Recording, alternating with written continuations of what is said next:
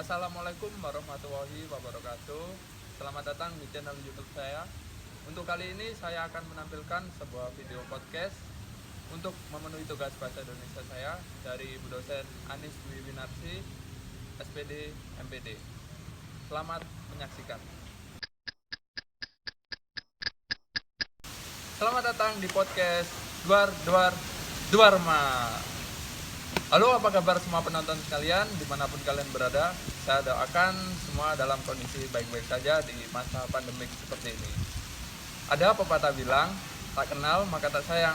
Maka dari itu perkenalkan dulu, nama saya Rizky Adi Darmawan dari Fakultas Ekonomi dan Bisnis, program studi S1 Akuntansi semester 3 kelas F.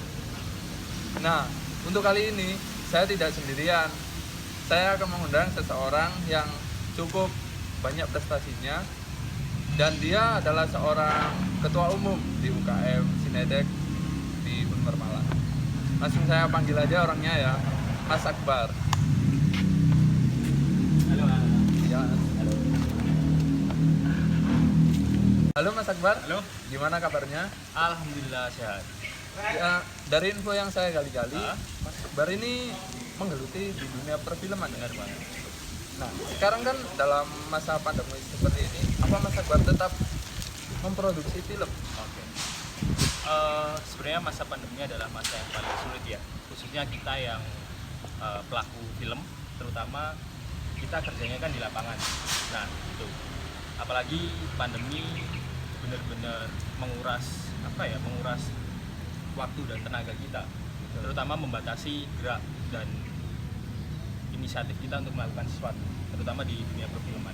Nah, masalah masih melakukan atau enggak untuk sekarang itu masih untuk sekarang masih, terutama untuk 1-2 bulan ke depan, karena masa pandemi sekarang sudah mulai relatif lebih baik daripada sebelumnya, karena kita udah ada penangkal vaksin dan lain-lain. Mungkin dari kami yang terjun langsung di dunia perfilman adalah kita harus menyesuaikan babak baru, terutama dari yang sebelumnya dan masuk ke dunia film di masa pandemi. Contohnya, untuk mengurus perizinan di waktu yang lalu, perizinan itu sangat-sangat mudah, tapi untuk sekarang lebih ketat karena harus ada vaksin, harus ada izin dari RT, harus ada izin kegiatan dan lain-lain. Itu sih Mas yang harus kita sesuaikan. Tapi untuk yang ada di lapangan, ya kita pastikan kru semuanya udah vaksin. Oh ya, berarti agak ribet ya? Iya, bisa dibilang agak tertantang untuk melakukan hal itu. Nah, Mas Akbar berarti suka banget ya di dunia perfilman. Ya. Saya mau tanya, pertama kali Mas Akbar terjun ke dunia film itu kapan ya? Oke, pertama kali ya? Iya. Pertama kali terjun ke dunia film itu tahun 2018, yang pada saat itu saya juga baru masuk ke Universitas Merdeka Malang, ngambil program studi ilmu komunikasi yang diharuskan untuk melakukan produksi tersebut di semester 5. Nah, sebelum ke semester 5, di semester 1 saya udah ingin mencari tahu nih masalah apa sih yang ada di Universitas Merdeka Malang, terutama di UKM, unit kegiatan mahasiswanya. Dan ternyata saya masuk di UKMF Sinedek yang bergerak di bidang perfilman. Nah, berawal dari situlah, di semester 1 masuk UKM dan akhirnya lanjut sampai sekarang. Gitu kalau ceritanya. Terutama di UKM Film Sinedek juga fokusnya di film pendek. Dan tantangan terbesar adalah proses yang ada di dalamnya. Karena nggak cuma butuh waktu singkat, tapi butuh waktu yang panjang, terutama di praproduksi, produksi, dan pasca produksi. Itu dibagi lagi. Nah, di dalam proses praproduksi tentunya banyak kepala, ya kan? Itu satu ide. Nah, di situ kita belajar untuk menyesuaikan dengan yang lain, dengan pendapat orang yang lain untuk mencapai sesuatu.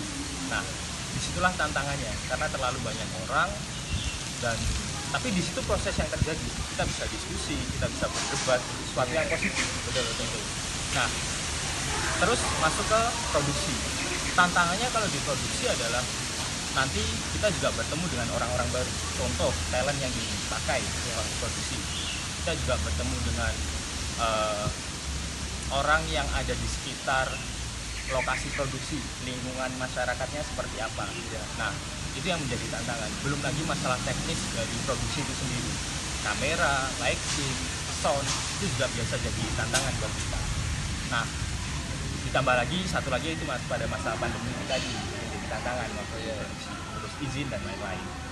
Terus kalau dibedah masalah tantangan yang ada di pasca produksi, otomatis kita bergelut di dunia editing, di mana editing ini sebuah proses terakhir, tahap terakhir ketika film itu jadi. Nah, di situ ada orang lagi untuk membuat film ini jadi. Ada yang namanya editor offline, ada yang namanya editor online, terus sound design, gitu-gitu Mas. Nah, di situ kan banyak kepala dan banyak proses. Tentunya banyak pendapat dan lain-lain. Intinya seperti itu Mas, untuk masalah tantangan yang terjadi ya. Dan itu sepertinya pasti terjadi di dunia perfilman.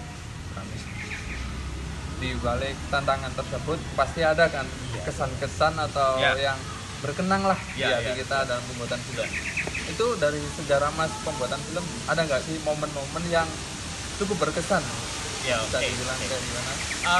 Kalau ngomongin cukup berkesan, ada salah satu yang cukup berkesan.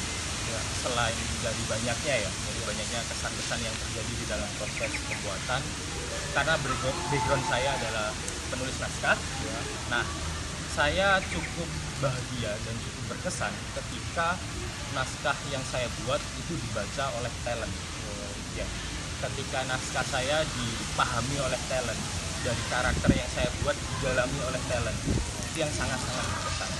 Apalagi bisa sampai divisualkan dan akhirnya bertemu sama penonton, itu sih Mas yang saya berkesan. Dan itu nggak bisa dibayar sama uang, tapi bisa dibayar sama pengalaman. Itu sih Mas yang. Oke, penonton-penonton sekalian, jadi kita bisa ambil dari cerita Mas Sabar ini. Jadi Mas Sabar ini menyampaikan ide-ide atau karyanya itu lewat perfilman. Cukup sekian podcast hari ini. Wassalamualaikum warahmatullahi wabarakatuh.